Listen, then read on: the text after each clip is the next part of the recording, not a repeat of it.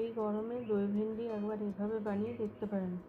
এর জন্য প্রথমে ভেন্ডি ভালো করে ধুয়ে নিয়ে একটু ছোটো ছোটো করে কেটে নিতে হবে।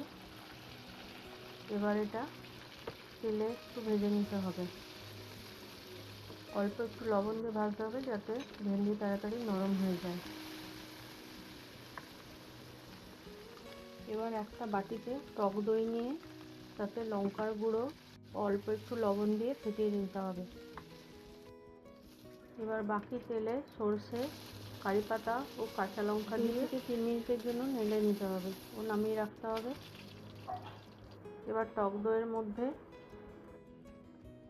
ভেজে রাখা ভেন্ডি, কারি পাতা, কাঁচা লঙ্কার যে ফোড়নটা তৈরি করে গেছিলাম সেটা দিয়ে ভালো করে ফেটিয়ে নিতে হবে। জিরে ভাজার গুঁড়ো ও বিট লবণ ছড়িয়ে এটা পরিবেশন করতে পারেন।